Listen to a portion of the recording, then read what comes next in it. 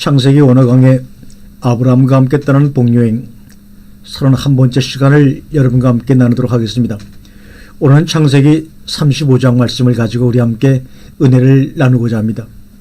하나님이 야곱에게 이르시되 일어나 베델로 올라가서 거기 거하며 내가 내 형 에서의 낯을 피하여 도망하던 때 내게 나타났던 하나님께 거기서 단을 쌓으라, 이렇게 말씀하십니다. 왜요? 다 이루었죠. 하나님은 받으실 때는 받으십니다. 야곱이 돌베개를 하고 잤던 돌을 거기다 세우고 서원을 합니다. 계산하자는 겁니다. 자, 어떠니? 왔니? 안 왔니? 됐니? 안 됐니? 야곱이 이에 자기 집 사람과 자기와 함께한 모든 자에게 이르되 너희 중에 이방 신상을 버리고 자신을 정결케 하고 뭐요? 사람 의복을 바꾸라. 문화와 옷이 다릅니다. 옷이 다릅니다. 한복 다르고 양복 다르고. 우리가 일어나 베델로 올라가자.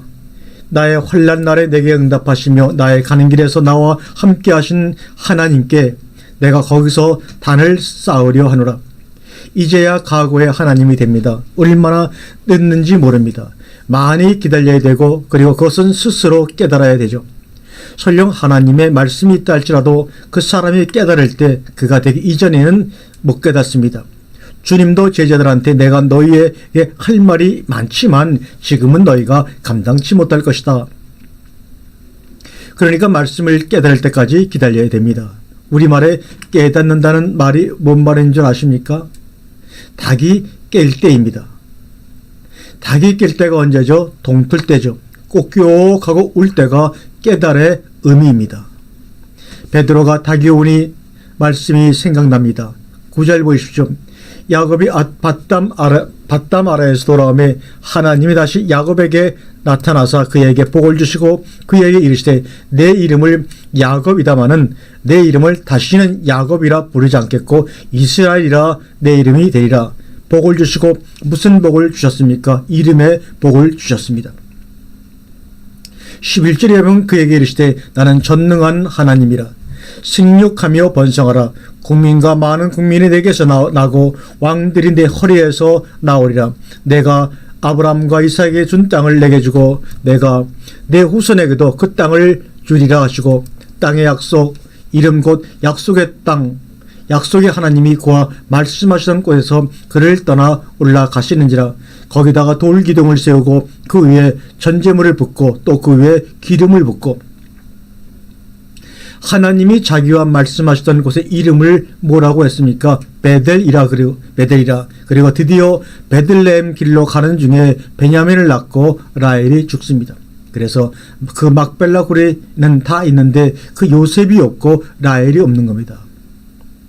아브라함, 이삭, 야곱 다 있고 요셉은 세겜에 묻혔고 라헬은 베들레헴에 묻혔습니다. 그리고는 축보가 나오죠. 야곱이 네 여자에게서 낳은 처자들이 나오고 20절 이하에서 드디어 이삭이 180세가 되어서 죽습니다. 그래서 이삭은 25장에 잠깐 나오고 35장 여기서 마무리를 짓습니다. 이삭의 야곱입니다.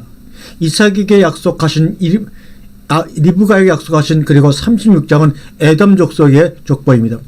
37장부터 요셉 얘기가 시작을 하고 막간에 38장은 유다 다멜의 얘기가 있습니다. 창세기 37장을 잠깐 더듬어 보겠습니다. 우리가 항상 놓치지 말고 주목해야 될 부분이 살아계신 하나님, 아브라함의 하나님, 이삭의 하나님, 야곱의 하나님은 그 산자들의 하나님인데 살아계신 하나님인데 지금 그 살아계신 하나님이 역사하시는 부분에서 진행하고 있다는 것입니다. 그래서 신앙생활이라고 하는 것은 주님이 말씀하신 대로 나를 따르라는 거죠. 그런데 그 따름에 있어서 두 가지를 생각해야 합니다. 하나는 현재를 착실하게 따라가야 되고 또 하나는 그 비전을 또 따라가야 돼요. 미래를 가야 됩니다. 대개 현재 급한 사람들은 현재라는 상황 속에 빠져가지고 미래를 못 가요.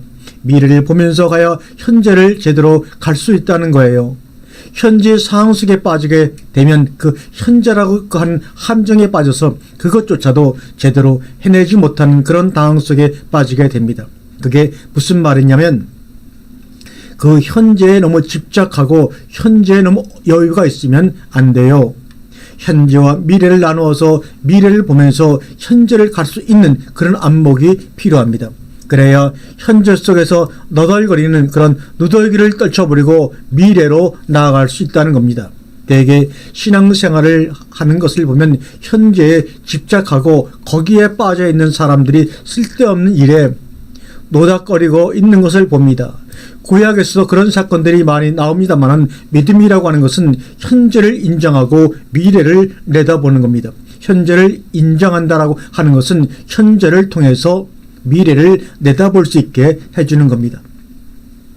미래를 정확히 볼 줄 모르면 그 미래에 대한 내일이 없기 때문에 현재 속에서 시간을 보내게 됩니다. 그것이 결정적인 자기 발전에 장애가 되고 걸림돌이 되어 현재 속에서 망해버립니다. 사실 현재라고 하는 것은 내일을 향한 하나의 단계다, 가장이다. 그래서 이렇게만 생각해야지 현재 안주해 버리면 정지이고 그때부터는 태보고 썩는 겁니다. 우리가 창세기를 보면 굉장히 바쁩니다. 정신없이 바쁩니다. 하나님께서는 그 믿음의 조상들에게 안주할 수 있는 기회를 주지 않으신다는 사실입니다. 그게 뭔 말이냐면 오늘 우리가 공부할 내용이 37장부터인데 야곱이 37장에서 드디어 정착을 합니다. 정착을 하는데 이제는 한숨 돌리고 쉴 만한 상황이 되었는데 그대로 내버려 두시질 않습니다. 그러니까 우리들에게 어떤 문제가 생기고 일이 생긴다는 것은 나를 그 상황 속에 안주하지 못하게 하시고 내쫓는 것이다 라고 생각하시면 됩니다. 그러니까 우리가 어느 지점에 와서 정착을 했다면 이제는 그 단계에서 앞으로 나아가는 단계라고 생각하시면 됩니다. 이제는 됐다라고 생각하시면 안 됩니다. 이제는 좀 한숨을 쉬고 살겠다라고 생각하시면 안 됩니다. 정착이라는 것은 다음을 위해서 어떤 계단에 올라섰다라고 생각하시면 됩니다. 그게 창세기가 우리에게 주는 교훈입니다. 우리가 공부를 했습니다만 아브라함이 하나님의 명을 쫓아서 갈대아우를 떠나가지고 가나안 땅에 들어왔는데 들어오자마자 기근이 왔다는 겁니다. 이제는 한숨을 쉬고 약속의 땅에 들어왔으니까 안착을 하고 정착을 해야 하는데 왜 기근이 왔느냐는 거죠. 더욱이 롯과 분가를 해가지고 롯은 소돔성에 거하게 되고 아브라함은 약속의 땅에 거하고 있는데 그때 왜 또 전쟁이 일어났느냐. 끊임없이 가만히 있지 못하게 하는 살아계신 하나님의 역사입니다. 여기서 중요한 것은 하나님의 보폭이 같아야 된다는 겁니다.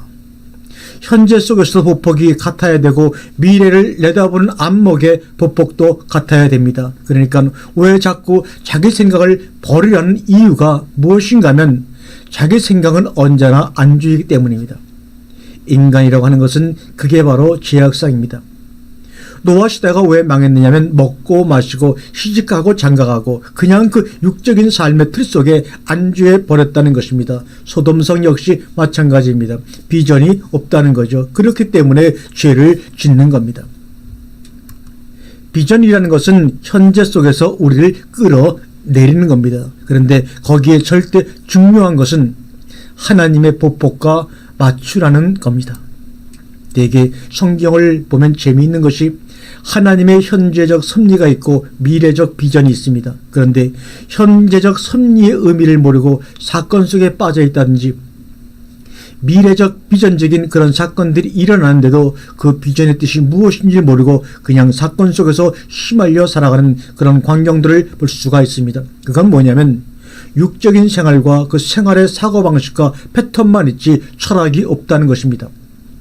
이 고난의 의미가 뭐냐, 이 사건의 의미가 무엇이냐 하는 것을 사건 속에 휘말려 가지고 생각하고 판단할 것이 아니라 그 단계에서 뛰어가지고 그 사건이 의미하는 하나님의 뜻, 철학의 어떤 사고가 있어야 합니다.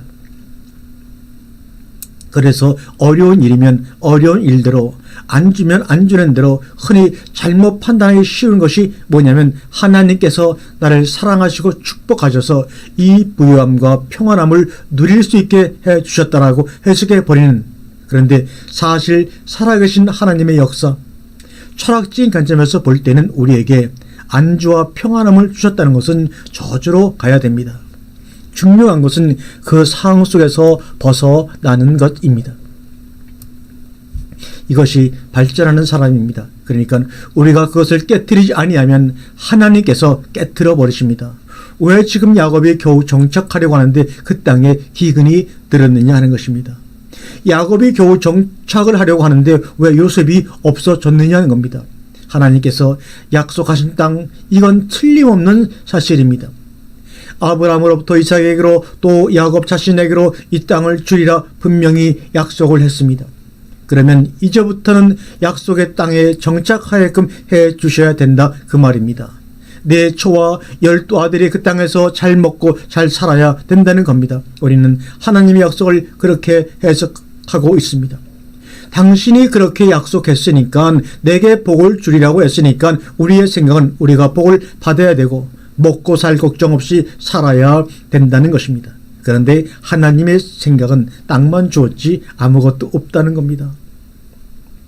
땅만 가지고 되느냐는 겁니다. 그 땅이 나라가 되어야 되고 그 나라가 하나님 나라가 되어야 합니다. 거기에서 하나님의 안모 보폭을 우리가 알아야 된다는 것입니다. 정말로 이제는 한숨 놓고 쉴만할 때가 된 것입니다. 얼마나 파란만장한 삶이었습니까? 그런데 사건이 일어나요. 오늘날 한국교회 이기적인 현상이 무엇인가 하면 안정 가운데서 성장한 교회가 걱정이 없습니다.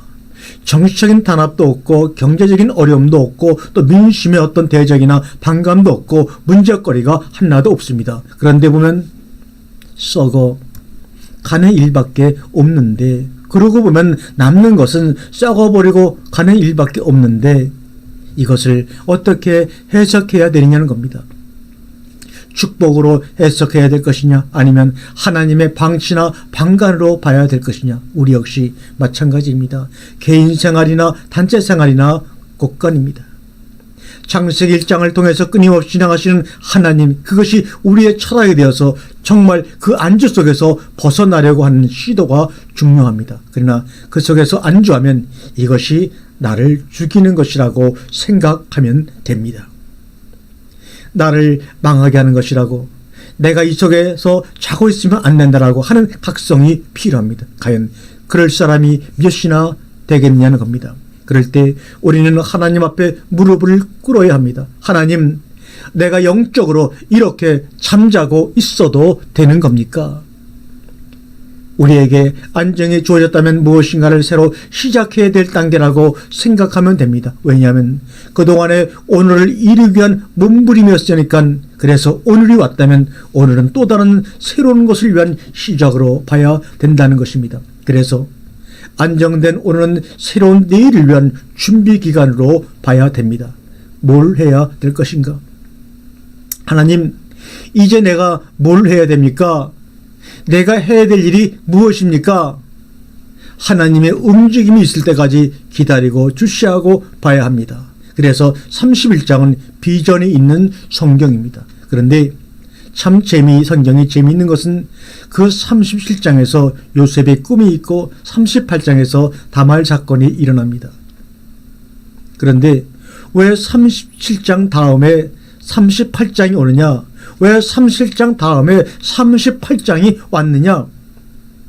39장은 사실 37장의 연속입니다. 그런데 왜 38장이 중간에 끼어가지고 이상스럽게 지금 돌아가는 것 같습니다. 자, 36장 다음에 37장, 36장은 뭡니까? 에돔이죠. 창세기 4장 다음에 5장입니다. 4장, 5장 다음에 6장이 왔다, 그런 얘기입니다. 6장에서 9장 다음에 10장이 왔고 10장 다음에 11장이 왔다는 얘기입니다. 11장 다음에 12장이 왔습니다. 뭐 때문에 그 다음이 오고 그 다음 때문에 그 다음이 오는 겁니까? 여기서도 마찬가지예요. 36장에서 에돔의 대약, 37장에서 야곱의 약전. 그런데 36장 에돔의 약전은 그냥 족보입니다. 누가 누구를 낳고 누가 누구의 조상이 되고 그냥 족보입니다. 그런데 37장의 야곱의 약전은 낳고가 아닙니다. 어떤 사건이란 말입니다. 무슨 사건인가 하면 요셉의 꿈 사건입니다. 6이라는 것은 느낌이고 0이라는 것은 생각입니다. 그것을 한문으로 합쳐가지고 감각 그럽니다. 이건 전부 느낌입니다. 육감까지도 느낌입니다. 그런데 이 영은 무엇인가 하면 느낌을 생각으로 성화시키는 겁니다. 성경이 말하는 육적이라는 것은 느낌으로 끝나는 것을 말합니다.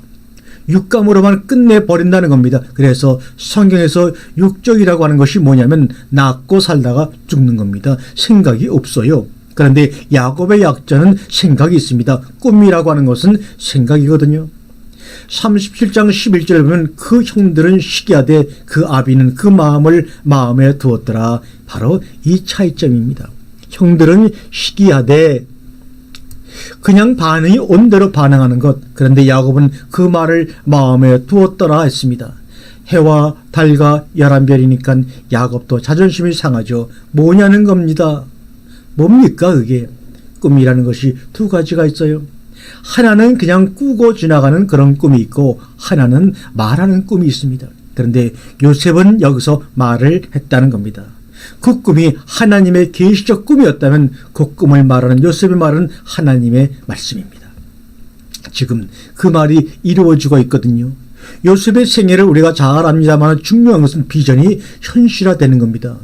이 요셉의 특징은 죽을 때도 비전을 가지고 죽었다는 겁니다. 읽어보겠습니다. 언젠가는 너희가 이 땅을 떠날 때에는 내 해골을 이 땅에 그대로 두지 말고 메고 나가서 여호와 하나님이 약속하신 땅에 묻어라. 그래서 요셉의 비전은 하나의 사건에 머물지 않았다는 겁니다. 이게 바로 선도자입니다. 현실 사항을 잘 처리하는 그런 집행자들, 집사들도 필요하지만 미래를 멀리 내다보고 앞장서서 선발대로 가서 준비하는 12 아들 중에서 요셉이 그런 역할을 한 사람들입니다. 보세요. 자기에게 절을 합니다. 그러면 두 가지를 생각할 수 있습니다. 하나는 자기가 먼저 간다는 것입니다. 왜냐하면 이 상황에서는 그럴 이유가 하나도 없기 때문입니다. 가나안 땅에서는 그런 일이 절대 있을 수가 없습니다. 먼저 간다는 겁니다. 두 번째는 그 후에는 신분이 바뀐다는 것입니다. 형, 아우, 부모, 자식 간의 신분이 바뀐다는 것입니다. 이것은 여성한 일이 아닙니다. 어떻게 신분이 바뀔 수 있느냐는 겁니다. 그 다음엔 우리가 잘 아는 대로 형들에 의해서 강제로 보내심을 받습니다. 창세기에서 우리가 잊지 말아야 될 것은 일어나는 사건에 하나님이 개입하고 계신다는 사실입니다. 악역을 담당했던 무엇을 짓을 했던 간에 중요한 것은 하나님의 시나리오에 쓰임받고 있는 배우들이라는 겁니다. 그런 사건의 특징이 뭐냐면 하나님께서 그 행위에 대해서 책망하거나 정죄하지 않으신다는 겁니다.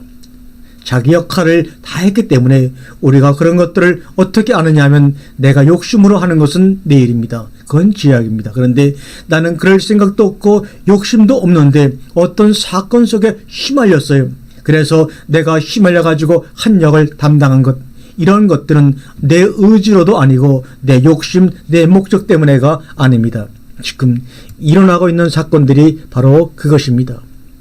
이렇게 했다고 해서 결코 요셉이 형들을 원망하거나 어떤 한을 품고 있다는 그것도 없습니다. 그렇다고 하나님께서 그렇게 한 형들을 책망하시거나 저주하신 일이 없습니다. 예를 들면 루벤 같은 경우를 보세요. 하나님께서 그가 소모를 범한 사건에 대해서는 반드시 책임을 묻습니다. 그런데 요셉을 팔 때는 루벤이 좋은 생각을 가졌었죠. 그렇다고 해서 그것에서 하나님께서 칭찬하시거나 보상하시지 않으셨습니다. 왜? 연기자일 뿐이니까요. 인생이라고 하는 것은 자기가 사는 것인데 산다라고 하는 것은 어떤 역할을 하는 것입니다.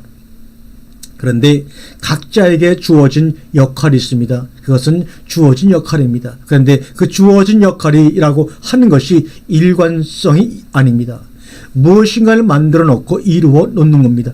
그것이 시작일 수도 있고 과정일 수도 있고 완성일 수도 있습니다. 그런데 우리는 완성만 생각해서는 안 됩니다. 왜냐하면 시작 없는 완성은 있을 수가 없기 때문입니다. 과정 없는 완성이 있을 수가 없다는 겁니다. 그러니까 완성이 중요한 만큼 시작도 중요하고 과정도 중요한 것입니다. 충실한 시작에 충실한 과정이 있어야 완성이라는 것이 있습니다. 어떤 시대, 어떤 역할을 담당하든지 간에 그게 시작이든 과정이든 완성이든 그 중요도는 똑같다는 겁니다. 신앙생활에서 중요한 것은 내가 한 역할을 포기한다든지 거부한다든지 유기한다든지 그래서는 안 된다는 것입니다. 탤런트들을 보세요. 배우들을 보세요. 배우들 소원이 뭡니까? 무슨 역이 되든지 간에 내가 픽업을 향해서 출연을 할 수 있는 것이 꿈입니다. 우리 역시 마찬가지입니다. 우리 자의적으로 생각하지 마시기를 바랍니다. 내가 무슨 역할을 하고 있다는 것에 대해서 감사하시고 그것이 베드로 역할이 됐든 요한의 역할이 됐든 간에 주어졌다라고 하는 사실에 대해서 감사할 줄 알아야 됩니다. 설령 객석의 관객이 되었다 할지라도 그 관객이 된 역할까지도 주어진 역할일 수 있습니다. 엊그제 TV에서 어떤 프로를 보니까 거기에 출연했던 사람들 보고 이 사람도 배우라는 겁니다. 이 사람이 어떻게 배우냐 봐라. 그가 출연했던 영화의 자막을 보여주는데 딱 10초간 나와가지고 대사 한마디 딱 하는 겁니다. 봐, 배우 아니냐? 그가 영화에 출연한 것이 10초 동안에 대사 한마디 하는 것이 전부입니다. 그럼에도 그를 배우라고 해줍니다. 중요한 것은 여기에 출연한 출연인들 그들의 이름이 기록되어 있고 그들의 사건이 기록되어 있다는 것입니다. 기록으로 남는다는 것입니다. 수도 없이 많은 사람들이 세상을 살다 갔고 이 세상이 그들로 말미암아 수도 없이 많은 사건이 일어났지만 정사나 야사의 기록으로 남는 사람이 있는가 하면 그냥 남지 않고 기록되지 않고 지나가 버린 사람들이 있습니다. 바로 그겁니다.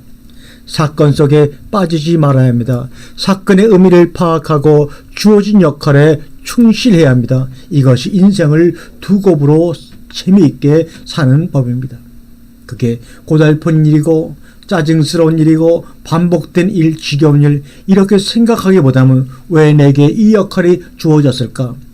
다른 의미의 나의 생을 한번 생각해 보라는 겁니다. 그런 관점에서 그 일을 보면 생각이 달라지고 의미가 달라집니다. 여러분, 요셉의 생애를 보면서 꿈 얘기를 했다고 그래서 형들한테 미움받아가지고 구덩이에 빠져서 죽을 뻔했다가 겨우 건전형을 받아서 대상들에게 팔려가지고 애굽까지 내려갔는데 애굽에 내려가자마자 보디발의 집에 팔려서 종살이 하다가 그렇게 착실하게 그 집안을 잘 일으켜 주었음에도 모함을 받아가지고 감옥에 들어가게 됩니다. 감옥에서도 그렇게 착실하게 살았는데 그리고 전역들의 꿈 해몽을 잘해주어서 나가면 즉시 바로 어떤 조치가 있을 줄 알고 기다렸는데 2년이라는 세월이 강간무소식으로 지나갑니다. 그런 상황 속에서 불평 한마디 않고 삶의 틀을 흐트리지 않고 어떻게 그렇게 성실하게 살 수 있었느냐는 겁니다. 현실만 있는 것이 아닙니다. 비전이 같이 있었습니다. 만약에 현실만 있었다면 원망스럽고 짜증스럽고 불평, 불만이었을 것입니다. 첫째는 형들이 불평, 불만스러웠을 것이고 그 다음에는 그렇게 은공을 모르는 배은망덕한 전옥이 원망스럽고 그런데 아닙니다. 그런데 요셉은 아닙니다. 그 사건들, 그들 위해 내게 꿈을 주신 하나님이 계시다는 사실입니다. 나는 지금 여기 있지만 하나님은 나를 위해서 우리를 위해서 역사하고 계신다는 사실을 믿었다는 겁니다. 자기는 갇혀있지만 자기는 종노릇하고 있지만 하나님은 갇혀있지도 않고 종노릇도 안 하십니다. 성경이 우리에게 뭘 말하고 있느냐는 겁니다. 야곱의 일생을 말합니까? 옛날 얘기 할머니가 들려주는 요셉에게 일어났던 사건을 말해주고 있는 겁니까? 아닙니다. 보이지 않는 하나님을 우리에게 보여주는 것입니다. 잡혀있지 마세요. 빠져있지 마세요. 세월은 흐르고 흐름은 변화를 가져오고 그 변화 속에 하나님의 뜻이 있습니다. 그래서 로마서에도 나오죠. 하나님의 의를 모르고 자기 의를 세우려고 힘써 하나님의 의를 복종치 아니했다고요. 하나만 안다 그 말입니다. 자기만 안다는 말입니다. 현재만 안다는 말입니다. 생각을 많이 해야 합니다. 많이 읽느라고 시간 보내지 말고 조금 읽고 생각을 많이 하세요. 그러면 사람이 가볍지가 않습니다. 허둥대지 않습니다. 현실에 불만하거나 불평하지 않습니다. 고상하고 진지하고 기다리고 믿습니다. 그러라지 뭐 그럴 수도 있어. 흘러가는 세월 속의 모든 사건입니다. 그 흘러가는 세월과 함께 흘러갑니다. 그런데 문제는 흘러가 버릴 것을 우리가 붙잡고 샀거나 시킨다는 것입니다. 흘러가라고 보내버리란 말입니다. 그런데 그걸 붙잡고 티격태격 치고 요셉의 철학은 흘려보내고 있습니다. 팔면 팔려가지 뭐, 모함하면 모함당하지 뭐, 배우면 망덕해 그럼 기다리지 뭐. 하나님을 믿는다는 게 뭡니까? 하나님이 내게 어떻게 아닙니다. 하나님이 어떻게 안 쓰면 기다려야 됩니다. 쓰실 때까지 움직임 없이 기다리면 됩니다. 하나님이 움직이실 때까지 감독의 액션 큐, 그 다음부터 움직여야 합니다. 하나님 빨리 큐하시오. 그럴 수 있어요. 그래서 인간이 비열해지고 무가치해지고 경거망동하게 되고 기다릴 때 잘 기다려야 됩니다. 기다림을 제대로 못할 때 그때 사고를 치는 것입니다. 시간이 없으면 생각 속에서 바빠야 됩니다. 사건이 없으면 생각 속에서 바빠야 됩니다. 사건이 있으면 그 사건이 내일에는 어떻게 진행할 것인가를 바라볼 줄 알아야 됩니다. 발은 현재에 있지만 머리는 미래에 가 있습니다. 그게 요셉입니다. 요셉의 아사프라고 하는 것은 기본에다가 더해 줬다는 것입니다. 아버지 심부름을 착실히 했어요. 심부름을 착실히 했는데 미움을 받았어요. 그리고 구덩이에 빠뜨림을 당했어요. 다시 끌려내서 팔려감을 당했어요. 꿈이 현실화될 때까지는 절대 현실은 완성이 아닙니다. 과정일 뿐입니다. 과정이 어떠하든 무슨 상관이 있습니까? 꿈이 확실한데 말입니다. 그 과정은 그 꿈을 이루기 위한 디딤돌이요 징검다리입니다. 그 징검다리가 어떠하면 어떠냐 그 얘기입니다. 요셉의 생애는 주는 생애였습니다. 주는 사람은 주면서 삽니다. 종들에게 음식을 갖다 줘, 종들에게 자기를 내줘, 보디발의 집에 데려가서 자기를 줘, 옥에 들어가서 자기 지혜를 줘, 바로 왕에게 미래 애굽을 줘, 그리고 애굽 백성들뿐만 아니라 인근 지역 국가들까지도 주는 생활고 양식만 주는 것이 주는 게 아닙니다. 하나님의 지혜를 주는 것도 주는 겁니다. 먹을 것을 갖다 주라는 것도 주는 겁니다. 심부름도 주는 것이고 팔려가는 것도 주는 겁니다. 그런데 가난했어요? 비참했습니까? 끼니 걱정했어요? 아닙니다. 지난주에도 말씀드렸지만 어차피 우리는 손해라는 인생을 살아요. 자식들에게만 줄 것을 한 사람에게만 줄 것을 5사람, 10사람에게 나눠주는 겁니다. 그게 사랑입니다. 뻥튀기해서 나눠줍니다. 쌀 한 줌 가지고 한 사람도 못 먹게 생겼으면 그걸 뻥튀기해 가지고 10사람이 나눠 먹는 게 그게 바로 이웃사랑입니다. 우리들이 가서 외식하면 우리들만 배부르지만 그걸 채소를 산다면, 반찬을 산다면, 수박을 사면 여러 사람이 배불리 먹습니다. 사랑을 확대시키는 겁니다. 지극히 적은 일에도 문제는 생각의 차이입니다. 먹을 것, 입을 것, 가르칠 것 걱정되어서 하나 혹은 둘만 낳습니다. 그리고 남은 쓰레기들 다 내어버립니다. 그런데 5을 키워보세요. 쓰레기가 안 나와 나갈 것이 없어요. 왜 헌어버립니까? 되돌려 물려가지. 확대 적용하면 된다 그 말입니다. 땅을 보세요. 땅은 100배를 내지 않습니까? 삶은 천하이지 수단이 아닙니다. 요셉의 꿈을 한번 보세요. 하나님께서 요셉에게 꿈을 여러 가지로 보여줄 수 있습니다.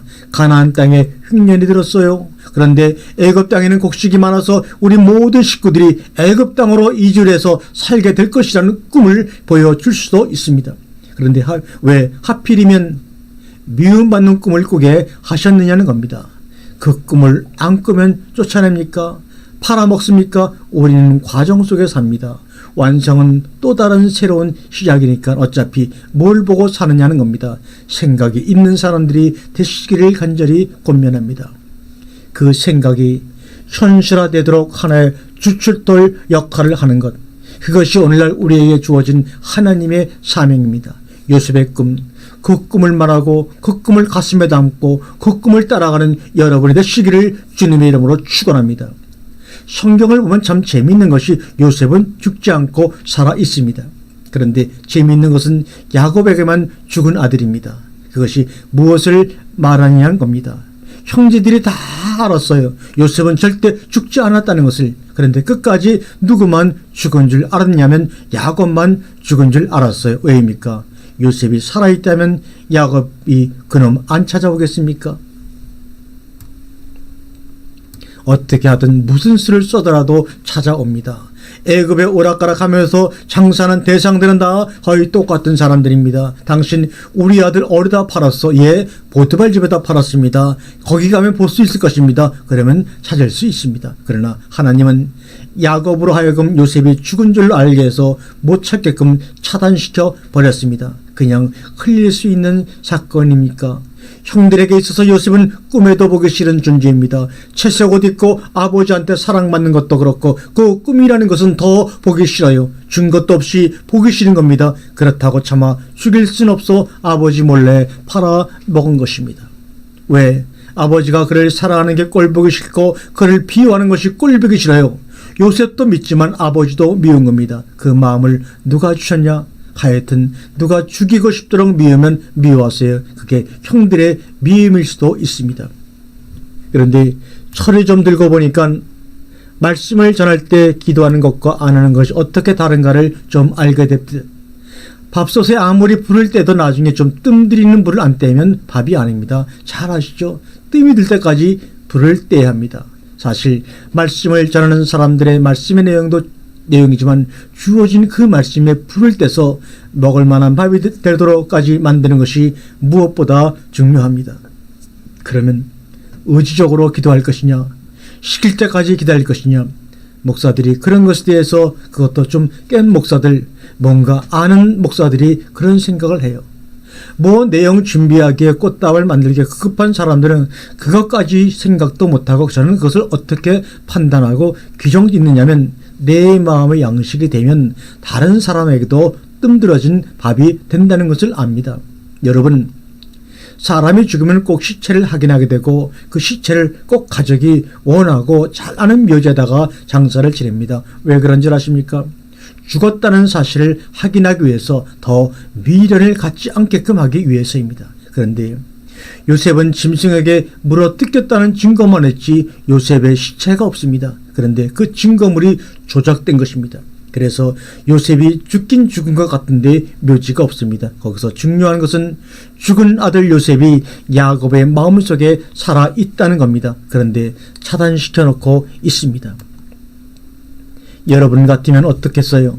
여러분이 야곱이라면 잊을 수 있겠습니까? 내 자식 요셉은 죽었더라고 잊을 수 있겠어요? 비록 찢겨진 옷, 피 묻은 옷을 형들이란 놈들이 가져왔지만 사랑하는 아들을 충들어진 쌀아는 시체를 못 만져봤는데 설령 그 시체를 만져보고 확인했다 할지라도 자식은 죽으면 무덤에다가 묻는 게 아니라 부모 가슴에다가 묻는 겁니다.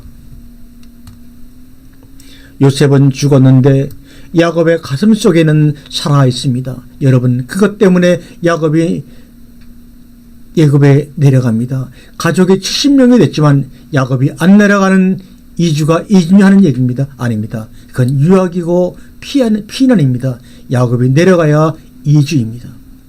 하나님의 이 야곱으로 이주작전, 그것은 이미 아브라함에게 약속하신 사건이고 그것이 이 시점에서 시행되는 사건입니다. 우리에게 부족한 것은 하나님의 움직임에 대한 감각입니다. 아브라함에게 깜깜할 때 새를 쪼개 놓았는데 두려움이 엄습하면서 후손에 대한 하나님의 약속이 주어집니다. 그러나 그것은 아브라함과 하나님 사이에 오고 간 일입니다. 그것이 여기 와서 이런 식으로 시작될 줄이야 누가 알았겠느냐 하는 얘기입니다. 믿음이라고 하는 것은 하나님의 작정이 오늘의 현실 속에서 우리들에게 적용시켜서 그것이 이루어지게 하는 것이 믿음입니다. 우리가 가지고 있는 게 아닙니다. 그래서 믿음은 순종이라고 하는 겁니다. 왜 그러는지도 난 모릅니다. 야곱은 지금 왜 그 사건이 일어났는 줄 모릅니다. 그래서 그런가 보다 그럽니다. 그런데 이것도 믿음입니다. 요셉이 죽었는지 살았는지 모르는 것도 믿음이란 말입니다. 찾아 나서지 않는 겁니다. 머리카락이라도 어디 흩어져 있겠지 하고 찾아 나서지 않는 것. 자식들에게 속아 넘어간 야곱, 이것도 믿음입니다. 그래서 믿음을 뭐라고 정의할 수 없습니다. 형들이 동생을 팔아먹은 것도 믿음이고 그것을 아비한테 속인 것도 믿음이고 할 말이 있습니까? 우리가 믿음으로 무엇을 했다라고 하는 것은 이미 하나님께는 믿음이 아닐 수가 있습니다. 왜냐하면 그렇게 말하고 있는 것이 믿음이니까 그렇게 말하게 하시는 것이 하나님 믿음입니다. 누가 알랴? 야곱이, 형들이, 대장들이, 보디발이, 전역이 누가 압니까? 꿈만 압니다. 어린 소녀 요셉이었지 그 꿈만 꿨겠습니까? 꿈만 어린 소년이 밤마다 꿈을 꿨을 텐데 중요한 것은 낫는 꿈, 없어지지 않는 꿈, 잊어버릴 수 없는 꿈, 잊혀지지 않는 꿈, 그겁니다. 꿈이 없으면 그것은 노인입니다. 그러나 꿈이 있으면 청년입니다. 모세가 언제 노인이었느냐? 가나안 땅을 멀리서 바라봤을 때 너는 가지 못한다는 말씀, 자기 역할이 끝났을 때입니다. 창세기 보세요. 아브라함이 나이 많아 늙어서, 이삭이 나이 많아 눈이 어두워서 전부 나이 많아 늙어입니다. 그러나 우리는 노인의 때를 최대한 연장시켜서 내가 할 일이 있으면 일꾼이고 직장인이지 노인입니까? 꿈 얘기를 하는 것도 하나님의 종이 하나님의 일을 하는 것이었고, 아버지의 심부름을 가는 것도 심부름을 하는 것이 아니라 하나님의 일을 하는 것이었고, 형들에게 미임을 받아서 구덩이에 빠지는 것도 하나님의 일을 하는 것이었고, 대상들에게 팔려가는 것도 하나님의 일입니다. 교회에 나가서만 집사 노릇 잘하고 장로 노릇만 잘하는 게 하나님의 일이 아닙니다. 목사가 설교하는 것만 하나님의 일이 아닙니다. 항상 하나님의 움직이심에 따라가는 겁니다. 내 일을 하지 말란 말입니다. 하나님의 일을 하세요. 내 일에 바쁘지 말란 말입니다. 하나님의 일을 해야지 하나님의 일을 하기 위해서 내 일을 하지 말란 말입니다. 그것이 몸의 산제사를 드리는 것입니다. 돈 벌어가지고 한 것만 해야지 하나님 돈 가지고 일하는 것 봤습니까? 돈 가지고 세상 만들었어요. 착각하지 마세요. 돈 그거 우리한테만 필요한 것이지 하나님께는 전혀 필요한 것이 아닙니다. 돈이 있어야 하나님의 일을 한다? 아닙니다. 그것은 우리 욕심 덩어리가 움직이는 데 필요한 것이지 우리가 내서 우리가 쓰는 것이지 하나님께 드리는 것 아닙니다. 바울이 죄수가 돼가지고 로마 항잡까지 가는데 돈 들었습니까? 죄수가 돈 내고 배 타고 돈 내고 밥 먹었어요. 요셉이 애국까지 팔려가는데 자기 돈 내고 밥 사 먹었어요. 하나님이 돈 가지고 일하십니까? 착각하지 좀 마세요. 그걸 회개해야 합니다. 내기 싫으면 내지 마세요. 그럼 밥 안 먹으면 돼요. 불 안 켜면 돼요. 우리 문제지 하나님의 문제 아닙니다. 하나님의 은혜를 알자는 겁니다. 하나님이 어떤 분이고 뭘 하시고 어떻게 일을 하시고 역사하시는지 괜히 왔다 갔다 하지 마시고, 내가 지금 하나님의 일을 하고 있는지, 하나님 일을 하기 위해서 내가 지금 뭘 하고 있는지. 요셉은 하나님을 따라갔고 하나님이 시키는 대로 했습니다. 하나님 말씀은 내려가고 있는데 지극히 어린 소년이 아무것도 아닌 일 속에서 놀아도 하나님의 일일 수 있고 열심히 일해도 내일일 수가 있습니다. 따르는 것도 하나님 일입니다. 액션만 취한다고 하나님 일이 아닙니다. 이런 형제들이죠. 유다는 그들에게서 떠나고 있고 싶은 겁니다. 그래서 낙심도 되고 회의도 느껴지고 또 특히 사랑하는 요셉을 애굽으로 내려보낸 다음에 심한 갈등과 고통이 더욱 괴롭게 했을 거라고 볼 수가 있습니다. 열왕기상 5장을 보면 장자의 명분은 요셉에게 가 있고 측근자는 유다에게서 납니다. 다음 계속해서 은혜를 나누도록 하겠습니다.